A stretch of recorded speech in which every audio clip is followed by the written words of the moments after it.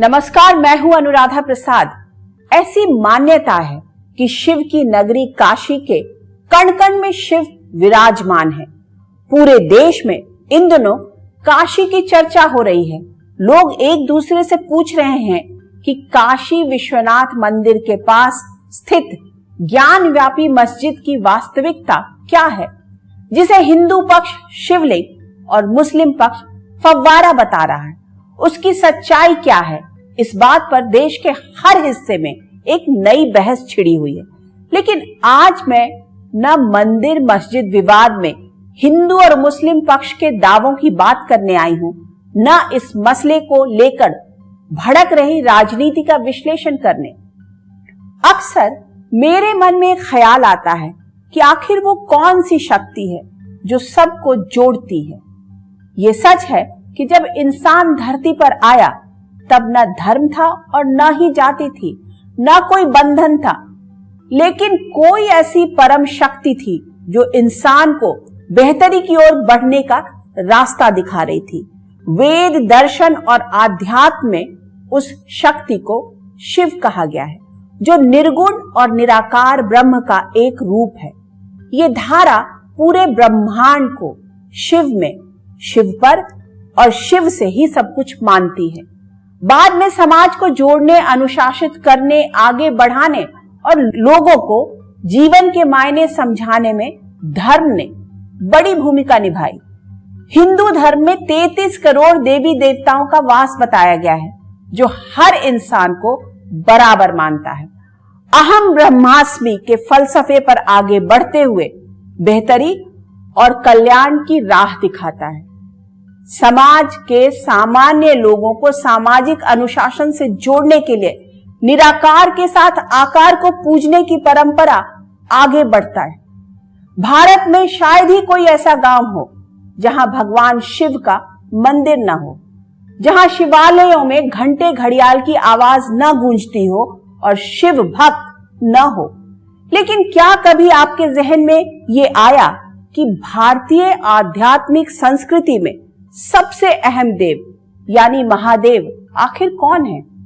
भगवान है, पुरुष है या पौराणिक कथाओं के किरदार? गले में सांप, सिर पर चंद्रमा, जटाओं में गंगा, नंदी की सवारी आखिर क्या इशारा करता है? लोगों के मन मस्तिष्क में भगवान शिव का ये स्वरूप कैसे, क्यों और कहां से आया? शक्ति और संहार के देवता शिव किस तरह समाज को जोड़ने के साथ साथ सबको साथ लेकर आगे बढ़ने की राह दिखाते हैं? आज हम ऐसे सभी सवालों के जवाब पौराणिक ग्रंथों, मान्यताओं और विज्ञान की कसौटी पर समझने की कोशिश करेंगे अपने खास कार्यक्रम शिव का समाज शास्त्र में।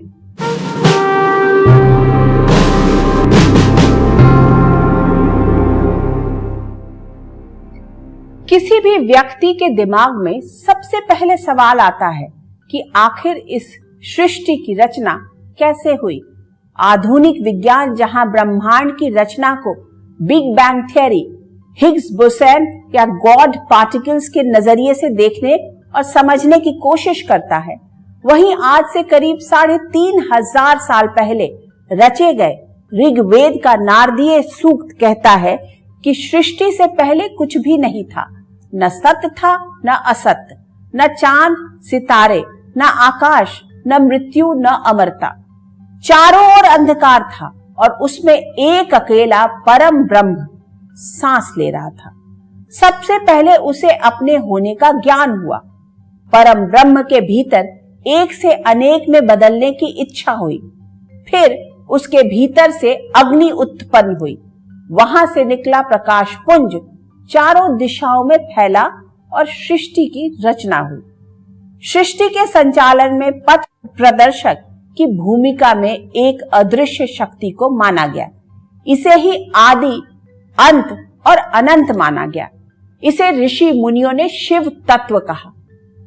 इसी तत्व में सृष्टि की उत्पत्ति देखी, इसी में सृष्टि को विलीन होते देखा। लेकिन इस अदृश्य शक्ति, अलौकिक चेतना का कोई रूप या आकार नहीं था। सामान्य लोगों के लिए इसे समझना भी मुश्किल था। ऐसे में ज्ञान, विज्ञान और लोगों के कल्याण की इस धारा को आम लोगों तक पहुंचाने के लिए पुराणों की रचना हुई। निराकार ब्रह्म के साथ साकार ब्रह्म की धारा भी तेजी से बहने लगी, जिसमें निर्गुण और निराकार शिव इंसान का शरीर धारण कर शंकर बन गए। महादेव यानी भगवान शिव की छवि को लोगों ने अपने अपने हिसाब से गढ़ लिया। किसी ने शिवलिंग को शक्ति का रूप माना, तो किसी ने गले में सांप लपेटे, हाथों में त्रिशूल, सिर पर चंद्रमा धारण किए अलौकिक शक्तियों से लैस काया में। जटाओं से है जिनके जल प्रवाह माते गंग का, गले में जिनके सज रहा है हार विश्व भुजंग का। डमट डमट डमट डमरू कह रहा शिव शिवम, तरल अनल गगन पवन धरा धरा शिव शिवम, तरल अनल गगन पवन धरा धरा शिव शिवम। वे नंदनी के वंदनीय नंदनी स्वरूप है, वे तीन लोक के पिता स्वरूप एक रूप है। कृपालु ऐसे है कि चित्त जप रहा शिव शिवम, तरल अनल गगन पवन धरा धरा शिव शिवम, तरल अनल गगन पवन धरा धरा शिव शिवम। शिव क्या है, इसका बहुत ही सुंदर वर्णन शिव तांडव श्लोक में किया गया है, जो शिव भक्त राक्षस राज रावण की रचना है, जिसका हिंदी में अनुवाद गीतकार आलोक श्रीवास्तव ने किया है। इसमें भगवान शिव की महिमा, उनके स्वरूप और गुणों का बखान किया गया है। नीलकंठ है, नीलकंठ सौम्य नील पंकजा समान है नीलकंठ सौम्य नील पंकजा समान है। मनुष्य क्या वे देवता के दंड का विधान है, मनुष्य क्या वे देवता के दंड का विधान है। समक्ष उनके काल स्वयं जप रहा शिव शिवम, तरल अनल गगन पवन धरा धरा शिव शिवम। सदैव सर्व मंगला कला के शीर्ष देवता, सदैव सर्व मंगला कला के शीर्ष देवता। वही विनाश काल है वही जनक जनन सदा, वही विनाश काल है वही जनक जनन सदा। नमन कृतज्ञ प्राण ये करे जपें सदा शिव शिवम, तरल अनल गगन पवन धरा धरा शिव शिवम। शिव को शांति, संहार और सबके कल्याण का दूसरा नाम माना गया है। निराकार ब्रह्म में विश्वास रखने वाले उन्हें अपने अपने तरीके से मानते हैं। शिव को सृष्टि का निर्माता, पालनहार मानते हैं। उस दिव्य शक्ति का नाम अपने अपने हिसाब से देते हैं। कुछ निराकार स्वरूप को मानते हैं, तो वहीं आकार ब्रह्म में विश्वास रखने वाले शिव के उस रूप को अपनी शक्तियों का स्रोत मानते हैं, जो उन्हें देश के 12 ज्योतिर्लिंग, शिवालयों और मंदिरों में दिखता है। पुराणों में शिव की जिस छवि को गढ़ा गया है, उसका एक ही मकसद है, सबका कल्याण। जो भी मनुष्यता के खिलाफ काम या आचरण करता है, उसे दंड देने वाले देवता के रूप में शिव को पेश किया गया है। संहार का देवता उन्हें इसलिए माना जाता है क्योंकि संहार से ही नवनिर्माण का अंकुर फूटता है। शंकर की जो स्तुति की गई है बड़ी विचित्र ढंग से है। करालम महाकाल कालम कृपालम। शंकर काल के देवता हैं, महाकाल हैं शंकर। वो कराल हैं, बहुत भयंकर, और कृपालु भी हैं। मृत्तिका के कणों में है समानता, न जीत किसी की न हार किसी की। मृत्यु और काल, काल जो है, जो समय है, वो तो कभी रुकता नहीं है। बड़े बड़े से आदमी जो हैं वो बीत जाते हैं, ख़त्म हो जाते हैं। और शंकर समय के देवता हैं। समय का देवता इस अर्थ में नहीं कि इस समय के देवता हैं, बल्कि वो काल के देवता हैं, काल प्रवाह के देवता हैं। पौराणिक कथाओं ने शिव को एक ऐसा भगवान बना दिया है जिसमें सबको अपनी बेहतरी दिखती है। इसलिए कश्मीर से कन्याकुमारी तक, कच्छ से कामेंग तक शिवालय दिखते हैं। जहां शिवालय होगा वहां शिव भक्त भी होंगे, और फिर इच्छाएं भी होंगी। किसी को शिव से शक्ति चाहिए तो किसी को शांति। सिर्फ भारत ही नहीं, दुनिया के कई हिस्सों में रहने वाले लोग अपने अपने हिसाब से शिवत्व में अपनी बेहतरी और बरकत देखते हैं। भारत में 3 देवता सबसे ज्यादा पूजे जाते हैं, भगवान शिव, राम और कृष्ण। हिंदू परंपरा के तीनों देवता सबका कल्याण यानी बेहतरी की राह दिखाते हैं। त्रेता युग के श्री राम का व्यक्तित्व मर्यादित है। वो कर्तव्य पथ पर आगे बढ़ते हुए त्याग की मिसाल पेश करते हैं। पिता के कहने पर वन चले जाते हैं तो अपनी पत्नी सीता की अग्नि परीक्षा भी लेते हैं। अयोध्या में राजा बनने पर लोगों की भावनाओं को ध्यान में रखते हुए पत्नी को वन में भेजने से भी नहीं हिचकते। द्वापर युग के श्री कृष्ण के उन्मुक्त चरित्र के जरिए लोगों को व्यावहारिकता का पाठ सिखाया गया, लेकिन महादेव को असीमित व्यक्तित्व का स्वामी बताया गया। वो सिर्फ शक्ति और संहार के देवता नहीं है, विरोधाभासों के बीच समन्वय के प्रतीक है शिव। उनके परिवार में शेर और नंदी, मोर और नाग, नाग और चूहा सब साथ साथ हैं। सबकी अपनी ताकत और मर्यादा है। विपरीत स्वभाव वाले जीव भी एक दूसरे को डराते या धमकाते नहीं, सब साथ साथ रहते हैं।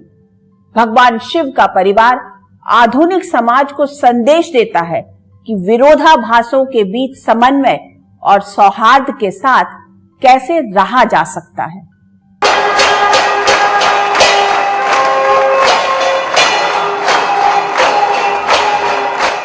समाज को संतुलन का पाठ सिखाते हैं शिव।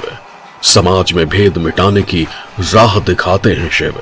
लोगों को सामर्थ्यवान बनने और त्याग की प्रेरणा देते हैं शिव। उनका व्यक्तित्व और परिवार सबको साथ लेकर चलने का अद्भुत मंत्र देता है। मुझे ऐसा लगता है कि सनातन सभ्यता में या हमारी पूरी की पूरी संस्कृति में शिव एकमात्र ऐसे देवता हैं जो अपने पूरे परिवार के साथ सामने आते हैं। साथ में पार्वती जी विराजी हुई हैं, गणेश बैठे हुए हैं और कार्तिकेय बैठे हुए, और इन तीनों की जो है सवारियां भी इनके साथ साथ हैं, नंदी भी हैं, मूषक भी हैं। तो परिवार का अर्थ होता है, यानी शिव आपको ये परिभाषित कर रहे हैं या आपको ये संदेश दे रहे हैं कि परिवार मतलब समन्वय।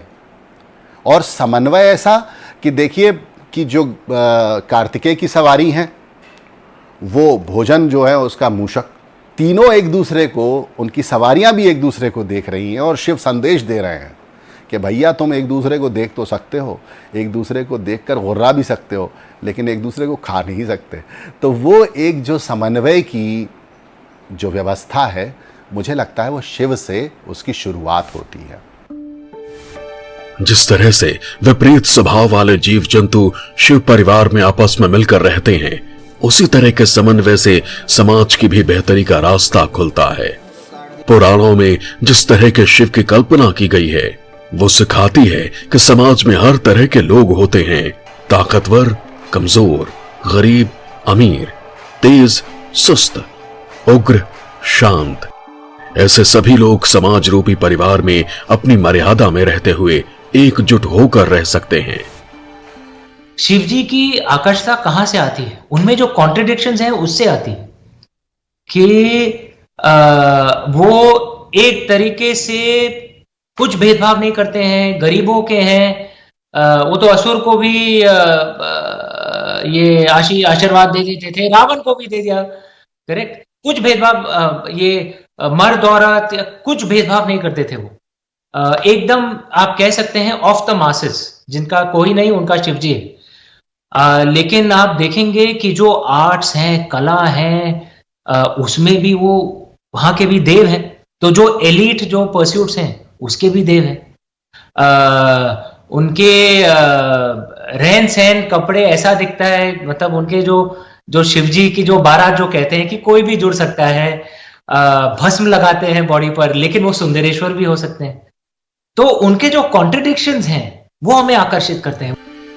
पुराणों में सागर मंथन का जिक्र है, जिससे पहले जहर और फिर अमृत निकलता है, लेकिन जहर कोई नहीं पीना चाहता था। ऐसे में सागर मंथन से निकला जहर शिव पीते हैं और नीलकंठ बन जाते हैं। मौजूदा समय में इसका एक विश्लेषण ये भी हो सकता है कि सामाजिक व्यवस्था में समय समय पर जहर रूपी बुराइयां और विषमता पैदा होती हैं, जो जहर की तरह ही खतरनाक हैं। ऐसे में शक्तिशाली लोगों को सामाजिक असंतुलन पैदा करने वाली ताकतों के खिलाफ पूरी क्षमता और ईमानदारी से लड़ना चाहिए। अब देखिए, समुद्र मंथन जब हुआ था जी, पहले ऊपर क्या आया? विष आया, हला हला विष। अब अनफॉर्चुनेटली शिव जी नहीं है जिसको खाने के लिए। एग्जैक्टली हाँ, तो ये विष आ रहा है, वो अपने आप वो बाहर आके खत्म हो जाएगा, समाप्त। उसके बाद ही अमृत निकलने वाली है। तो हमारा व्यू है कि अमृत होगा ही। भारत की सनातन परंपरा ने प्रकृति के महत्व को बहुत बारीकी से समझा। इंसान को पंच तत्व भूमि, गगन, वायु, अग्नि और जल से मिलकर बना बताया। पंच तत्वों को सृष्टि और इंसान के लिए जरूरी बताते हुए पूजा की परंपरा शुरू हुई। शायद ये आम लोगों को प्रकृति का महत्व समझाने का तरीका था। संभवतः इसकी एक कोशिश भगवान शिव के जरिए भी हुई। यह करीब 5000 साल पुरानी आकृति मानी जाती है, जो सिंधु घाटी सभ्यता के दौर की है। इसमें योग की मुद्रा में बैठे शख्स को पशुपति या भगवान शिव का चित्र माना गया है। पुराणों की रचना बाद में हुई है, मतलब शिव को देवता मानते हुए पूजने और उनके जरिए समाज को संदेश देने की परंपरा सिंधु घाटी के दौर में शुरू हो चुकी थी, जिसमें समाज और समय के साथ बदलाव होता रहा। शंकर की उपयोगिता, उनकी आवश्यकता हर युग को होती है, हर समाज को होती है, इतिहास के हर खंड को होती है, और हमारे युग को शायद विशेष रूप से है। शंकर का ध्यान करने से हर प्रकार की क्षुद्रताएं, संकीर्णता, वैमनस्य, विषमता अपने आप दूर हो जाती है। और शंकर को इसलिए कल्पांतकारी कहा गया है कि वो कल्पों को अंत कर देने वाले हैं, क्योंकि समय सबको अपने साथ ले जाता है। इसलिए आज पर्यावरण असंतुलन की बात जिस जोर शोर के साथ हो रही है, उसे बहुत पहले ही समझ लिया गया था, और पशुपति को पर्यावरण प्रेमी बताते हुए उन लोगों को नई सीख दी जा रही थी। पशुपति जहां नंदी को अपनी सवारी बनाते हैं, तो जहरीले सांप को अपने गले में धारण करते हैं। उनकी जटाओं से गंगा निकल रही है, तो सिर के ऊपर चंद्रमा को धारण करते हैं। वो अपने रहने के लिए भी कैलाश पर्वत को चुनते हैं, जहां जीवन बहुत मुश्किल है। ऐसे में शिव एक ओर पर्यावरण संरक्षण का संदेश दे रहे हैं, तो दूसरी ओर कम से कम संसाधनों में जीवन जीने का।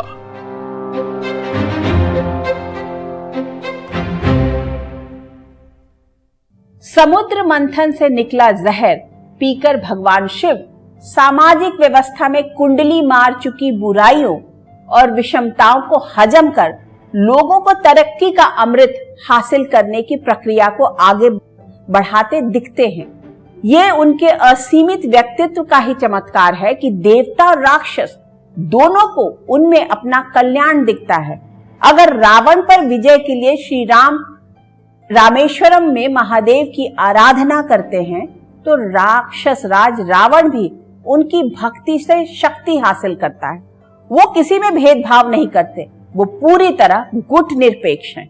सुर और असुर दोनों को उनकी भक्ति में अपना कल्याण दिखता है। शिव भेदभाव नहीं करते और समाज में हाशिए पर खड़े इंसान को भी सहज भाव से अपना लेते हैं। भूत प्रेत उनके गण और साथी हैं। अपने शरीर पर भस्म लपेटे शिव पूरी दुनिया को शक्ति देते हैं, लेकिन खुद बेघर हैं। वो शक्तिशाली होते हुए भी शांत हैं, लेकिन मर्यादा टूटने पर दंड देने में जरा भी नहीं हिचकते। सबकी मनोकामना पूरी करने का सामर्थ्य रखते हैं।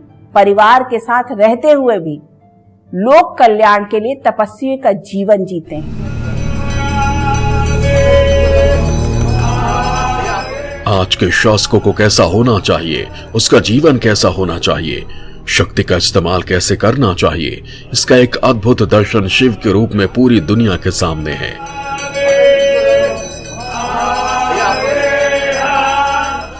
वो वैभव और विलास से परे हैं।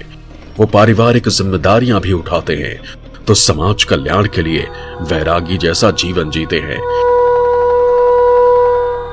उनके जीवन चरित्र की एक आधुनिक व्याख्या ये भी हो सकती है कि वो संदेश देते हैं कि समाज की तरक्की शिव जैसे त्यागी लोगों की अगुवाई में ही संभव है। वरदान देने पर आए तो भस्मासुर को वरदान दे बैठे कि जो कि पीछे उनके दौड़ पड़ा उन्हीं के सर्वनाश के लिए। तो एकमात्र जो अंजुरी भर जल से भी अगर आप उनका अभिषेक कर देते हैं, तो वहाँ भी वो समन्वय है कि हाँ ठीक है, हम प्रसन्न हो गए।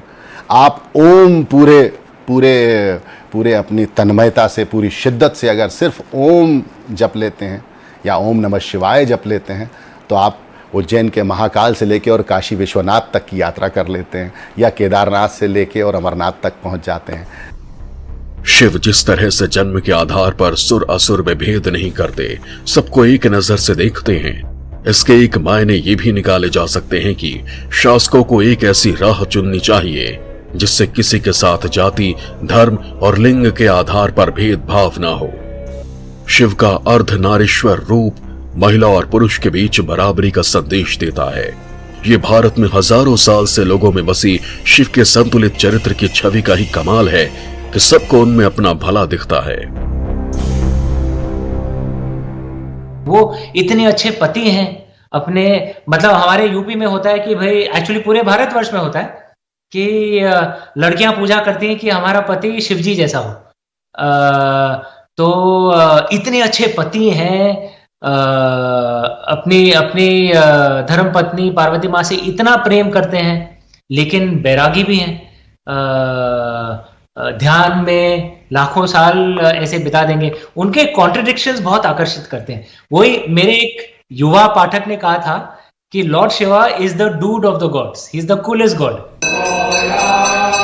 ये शिव के चरित्र का चुंबक ही है जिसमें समाज के शक्तिशाली शख्स से लेकर शोषित तक, धन्ना सेठ से कंगाल तक को अपने लिए संभावना दिखती है। वैराग्य और पारिवारिक जिम्मेदारी के बीच संतुलन का दूसरा नाम शिव है। वो सहज और सामान्य जीवन के प्रतीक हैं।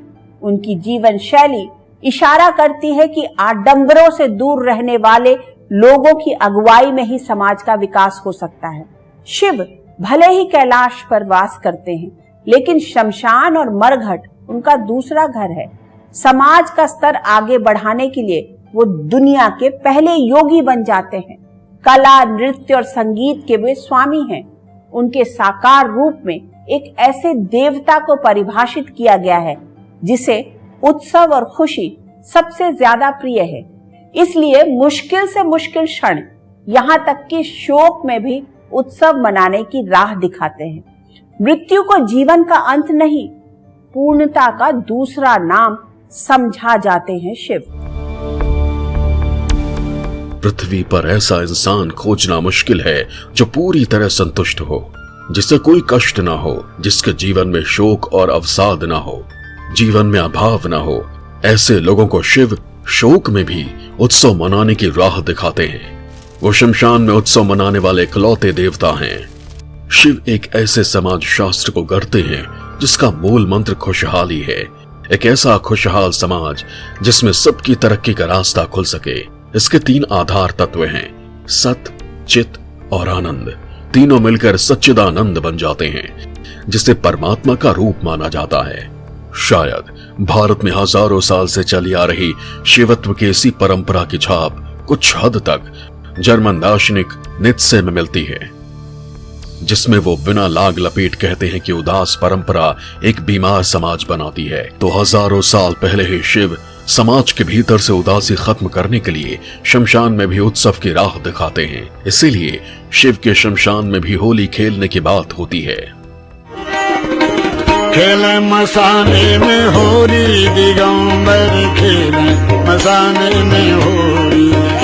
भूत पिशाच बटोरी, दिगंबर खेले मसाने में होली। नाचे गावे डमरूधारी, नाचत गावत डमरू धारी, नाचत गावत डमरू छोड़े। जिस तरह से हिंदुत्व एक जीवन शैली है, उसी तरह शिव का व्यक्तित्व भी समाज में संतुलन, सौहार्द और शांति का रास्ता दिखाता है।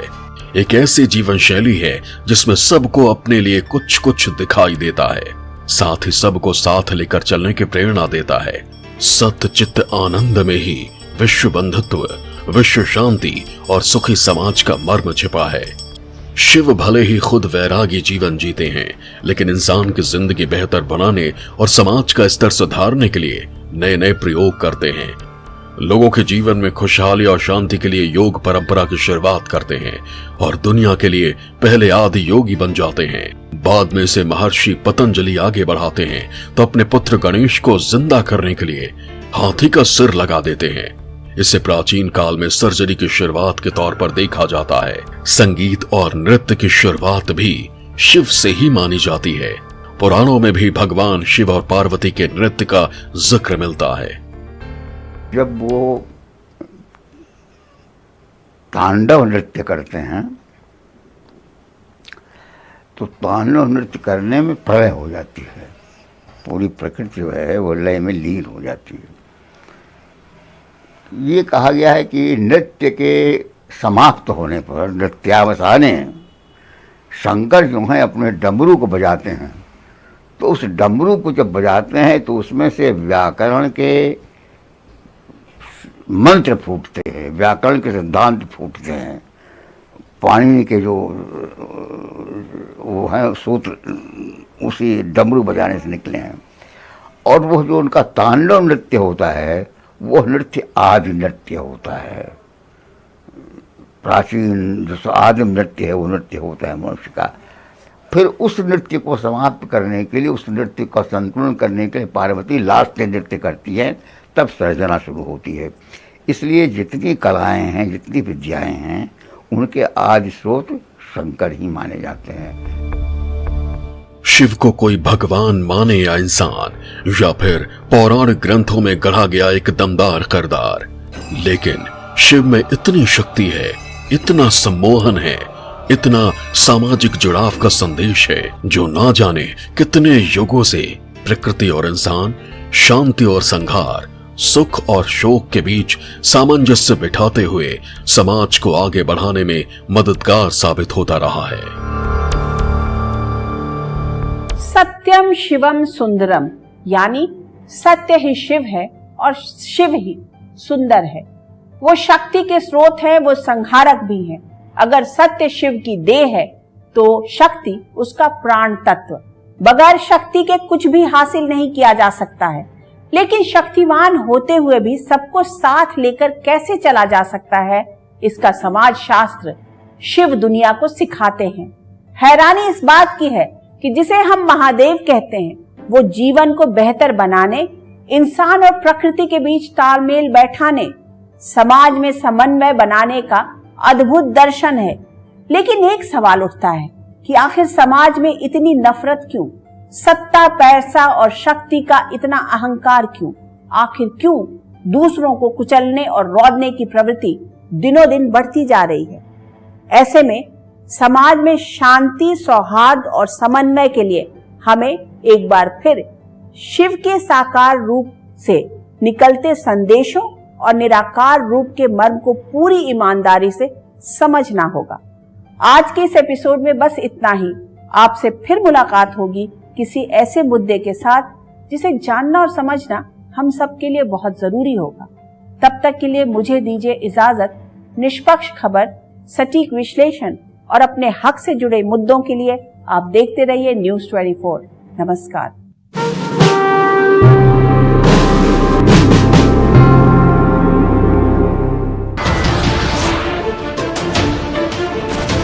नमस्कार, मैं हूं मानक गुप्ता।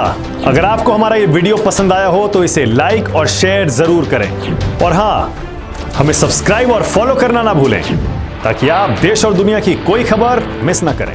तो जुड़े रहिए हमारे साथ और देखते रहिए न्यूज़ 24।